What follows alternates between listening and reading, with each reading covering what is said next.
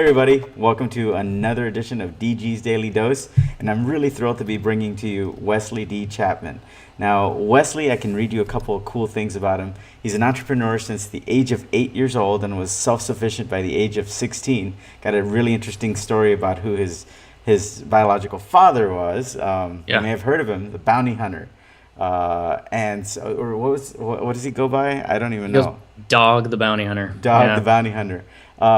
Anyway, Wesley started consulting CEOs of Fortune 500 companies at the age of 19, and he's now changed his direction in life and founded a human project where you can go check that out. It's really cool. It's got a mission to create a community of empowered youth. One of the things that I first was attracted to with regards to Wesley was it was clear even in how he dresses and how he holds himself that he's a master of simple, elegant, and gorgeous design. He surrounds himself with that all the way to his lovely, lovely wife, Jody, who's just like a stunning knockout. Like, it's just everything about you is just so perfectly designed. Anyway, so Wesley, welcome to the DG's Daily Dose. Hey man, it's fun to be with you as always. It's always good to hang out with you. Thank you. It's good to have you on. So I told you I was going to ask you one question, and that question is, in 1 minute, share your best advice. I have two pieces of advice, but since you want 1 minute, it's how to change the world and how to make the world a better place, right? So I get asked that a lot with what I do, and it's really simple. It's one word: respect. Now that means, a lot of people will say, give me respect, but really understanding what the word respect means.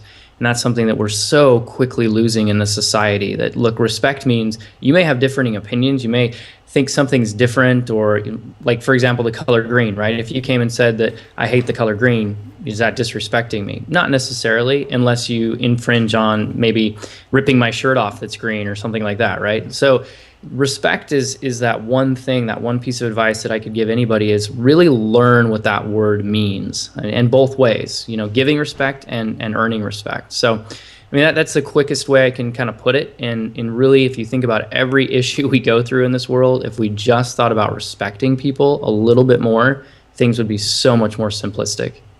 Gotcha. That's cool. The part that stands out most for me is the earning respect, because I feel like I'm naturally pretty good at giving respect. It's the earning part that's like, I think if everybody focused as much as, that's awesome. So what are some of the ways that you can share, dive a little deeper into this respect thing? Well, when you look at all the plagues of this world, right, from racism to equalism, to people wanting to be equal, to communication, to wars, to all these different things, it really comes down to like that one moment where somebody didn't respect somebody else's opinion or thought, and maybe that person didn't express it in the right way, and that's where the word respect really comes into play. Look, we're all human. We're all gonna mess up. I mean, I'm a guy. I'm in a relationship with a girl. At least once a day, I say something stupid that, it comes out of my mouth meaning one thing totally different, and comes out of my mouth meaning something that I didn't mean, and she takes it as something completely different because it sounded like XYZ. Now, in a lot of situations, whether it's racism or wars or any of these things, that's where it starts, right? That one simple statement, that one simple thing. Even if you think of your own self and get vulnerable for a minute, how many fights do you have with your significant other over stupid things, right? Things that just got taken out of context because you didn't respect that person enough to really come back to them and say, wait a minute, how did you mean that? What were you trying to say there? Or respect yourself enough to say, look, I'm not going to take that personal. That's somebody else's opinion. So it can play out in your daily life as well as, the whole scheme of world, So anyway, it's just something that I got asked a question, kind of threw me off guard about 6 months ago from an interviewer who said, how would you change the world? And it's kind of like, I want to make this simple enough that everybody can do it. And that's where my brain was right there. Because you're an elegant designer. I love it. Yeah. Awesome. Well, I know you said you had two things, but we've run out of time. So what I'm going to do is have this be the first daily dose where I'm going to have an extended one. We'll keep going after we say over and out for this quick and dirty Facebook daily dose. So thank you very much. Where can people find out more about you as we say goodbye? Go to chapmanproject.com, and you can then circle back to wesleydchapman.com. Thank you so much for taking time today. Peace No out, worries, man. everybody on Facebook, everybody on YouTube. Thank you so much. Thank you, Wesley. Hey, see you, man. All right, cheers. And so now, you want to do the second one for anyone Sure. who wants to do the extended version? Someone said the other day on my daily dose, they said, hey, why don't you do a quick and dirty one for Facebook? And then if you want to go a little longer to expand on ideas, then so let's just set it at like 5 minutes max, so that way we don't end up. I want to be respectful of your time. I told you this would be quick and dirty. You didn't know fine. I was going to do a longer version. So if you have the You're time good. to be respectful of your time. No, let's do it. Cool. So what's the second piece of advice you'd give? Want me just to jump right into it? Yeah. Okay. So the second piece is something that I didn't really figure out until I was about 26 or 27 years old. You kind of mentioned my background a little bit. I want it to be very clear that my dad was not part of my life until I was 26 or 27 years old. And so from the age of 1 to 19, I was really in some dark places. And I got really in this mode of like proving everybody wrong, right? Mm-hmm.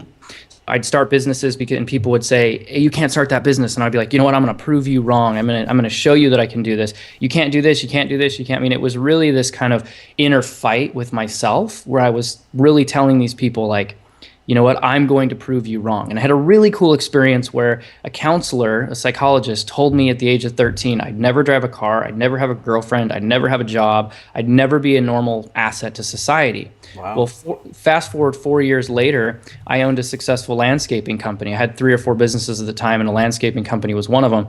And I was not selling anymore. I was basically the guy that would just go drop off the bill, check the job, and make sure it was good. Well, one particular job that was a $62,000 job, I went to drop off the bill, check on everything, make sure everything was good. And the husband was ecstatic. He loved it. It was this pond feature, everything. The wife comes out. Guess who the wife is? It's the psychiatrist that told me I would never be anything in life. And so it was. Dude, I just got goosebumps. I don't know if you can see them, like literally, like. It was surreal. And the craziest thing is she didn't. Still there. She didn't recognize who I was. So as I was driving home, I was sitting there and I was thinking, I spent all this time in my life proving her wrong, right? Which I did. And in all honesty, I proved her wrong. But there was one thing I forgot to do, and that was prove myself right. And so that right there changed my entire mindset on how I look at the world and how I look at things. And whenever something bad happens or somebody says, oh, you can't do that, I've switched it from, look, don't focus on proving everybody wrong. Just focus on proving yourself right. And so, and I didn't come up with that theory. It's not my theory by any means, but the concept really hit me at that time in my life. And then it really started becoming very transparent as I met my father, as I started developing who I was as a man, and now with the Human Project. People have told me, you're one guy, how are you going to change the world? And I didn't really focus on that. I focused on, look, I'm just going to prove myself right that we can impact youth. And in 90 days, we've impacted 81 youth. We've stopped 7 suicides. We've stopped 11 people from self-mutilation. I mean, all these amazing things in a short period of time.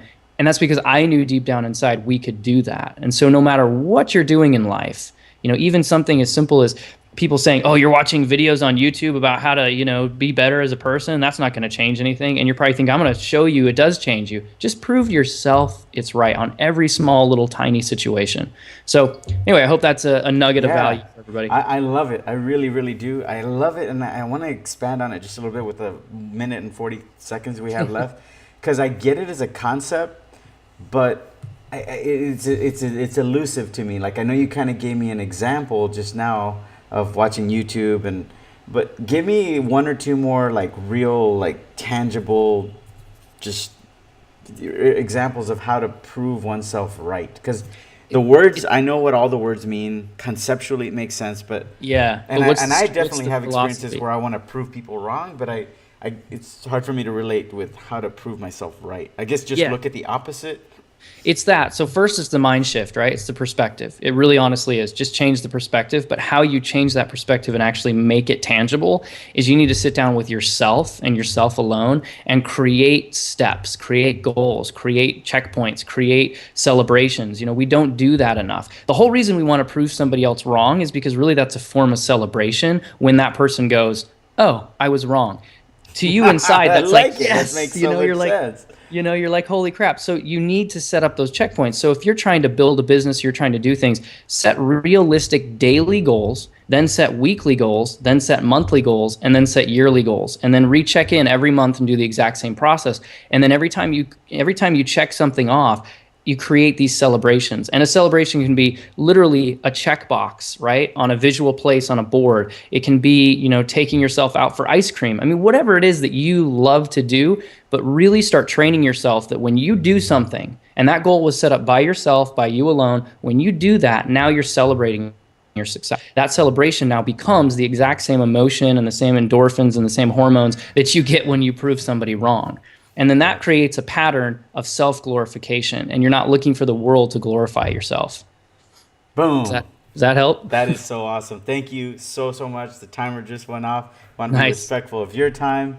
I want to prove ourselves right that we can knock this out and help people very quickly. And with that, thank you, Wesley. Again, for those of you that may have missed it on the first Daily Dose, it's ahumanproject.com and it's wesleydchapman.com. Thank you so much. Say hi to Jody. We have this little running joke where I say hi to Tammy or Sabrina. Something, yeah. I call her something. She's like, "What's your name?" Yeah, We she's always like, hey, pretend what's up, Robbie? yeah, freak other people out. All right. Well, thank you so much, and we'll see you soon. Yeah, let's see you soon, man. Have a All good right. day. See ya. Bye-bye.